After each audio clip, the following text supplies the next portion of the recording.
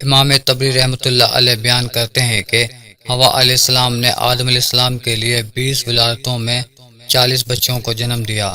ہر بار 2 بچوں کو جنم دیتی تھی، ایک لڑکا ہوتا ایک لڑکی۔ سب سے پہلا جوڑا قابیل اور اس کی بہن قتل بڑھتی چلی گئی اور انسانی کمزوریوں کی بنا پر گناہ شروع ہو گئے۔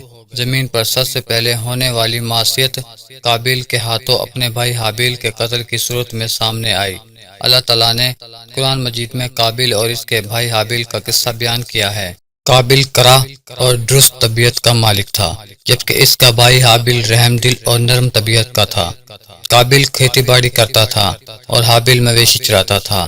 حابیل کے نرم دل ہونے کی ایک وجہ اس کا بکریاں چرانا تھا، کیونکہ ایک چرواہا اپنی بکری کو بھوکا دیکھ کر اسے چارہ کھلائے بغیر نہیں رہتا، نہیں وہ کسی بکری کو پیاسا دیکھ کر اسے بھول جاتا ہے۔ اپنے جانور پر اس کی طاقت سے زیادہ بوجھ بھی نہیں لاتا۔ بنی نوع انسان کی تعداد میں اضافے کے لیے اس وقت ایسا قانون تھا جو اب حرام ہے، اور وہ ہے بہن کے ساتھ نکاح۔ چونکہ اس وقت کے سب لوگ آدم علیہ السلام کی حقیقی اولاد تھے اور آپس میں بہن بھائی تھے، اس لیے اس وقت کی شریعت کی روح سے قابیل اپنے ساتھ جڑوا پیدا ہونے والی بہن کے سوا کسی دوسری بہن سے شادی کر سکتا تھا، اور اسی طرح حابیل اپنے ساتھ جڑوا پیدا ہونے والی بہن کے علاوہ کسی دوسری بہن سے شادی کر سکتا تھا۔ اس کی صورت یہ تھی کہ قابیل کی شادی حابیل کی بہن سے ہو اور حابیل کی شادی قابیل کی بہن سے ہو، لیکن ہوا یہ کہ حابیل کی بہن خوبصورتی میں قابیل کی بہن سے کم تھی، اس لیے قابیل نے حابیل کی بہن سے شادی کرنے سے انکار کر دیا اور اپنی جڑوا بہن سے شادی کی خواہش ظاہر کی۔ لیکن ایسا کرنا آدم علیہ السلام کی شریعت میں حرام تھا۔ آپ نبی بھی تھے اور رسول بھی۔ رسول اور نبی میں فرق یہ ہے کہ رسول پر شریعت اور احکام نازل ہوتے ہیں، لیکن نبی پر شریعت نازل نہیں ہوتی، البتہ اس کی طرف وحی نازل ہوتی ہے اور معجزات عطا کیے جاتے ہیں، جبکہ شریعت صرف رسولوں پر ہی نازل کی جاتی ہے۔ آدم علیہ السلام چونکہ رسول تھے، اس لیے ان کی شریعت میں یہ قانون تھا کہ کوئی شخص اپنے ساتھ جڑواں پیدا ہونے والی بہن کے ساتھ شادی نہیں کر سکتا۔ قابیل اس شرعی حکم کی وجہ سے غضبناک ہو گیا۔ اس نے تعجب کا اظہار کرتے ہوئے اس قانون کو ماننے سے انکار کر دیا۔ آدم علیہ السلام نے ان دونوں کے درمیان فیصلہ کرتے ہوئے انہیں حکم دیا کہ دونوں اللہ کے حضور ایک ہدیہ پیش کریں۔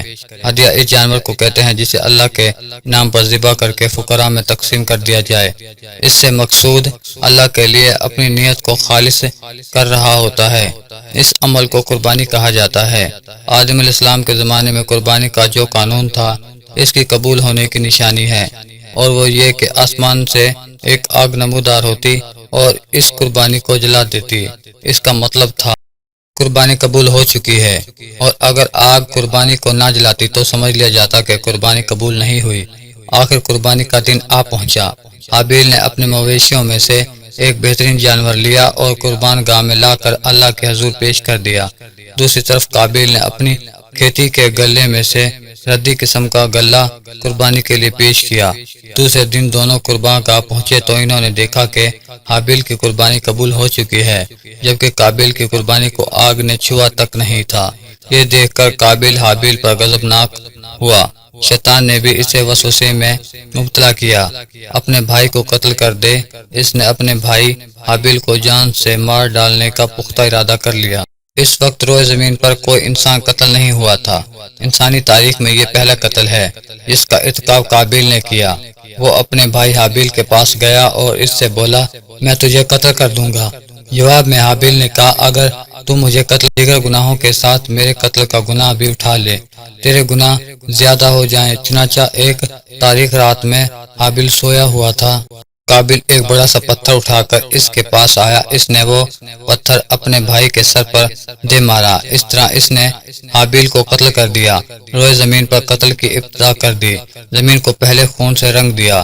تاریخ انسانی میں یہ سب سے پہلا جرم تھا جو قابیل کے ہاتھوں ہوا، تو وہ گھر بیٹھا اب حیران اور پریشان ہوا کہ اس کی لاش کا کیا کرے۔ اس وقت تک نسل انسانی موت سے بھی دوچار نہیں ہوئی تھی۔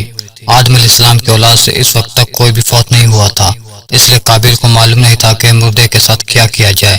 اس کشمکش کے عالم میں اس نے بھائی کی لاش کو کمر پر اٹھا لیا اور چل پڑا۔ اس وقت تک نسلیں کوے بھیجے، دونوں کوے آپس میں لڑ پڑے، ایک نے دوسرے کو ہلاک کر دیا۔ اب زندہ کوا مٹی کھودنے لگا، اس طرح اس نے ایک گڑھا تیار کر لیا، مردہ کوے کو اس میں رکھا اور اوپر مٹی ڈال دی۔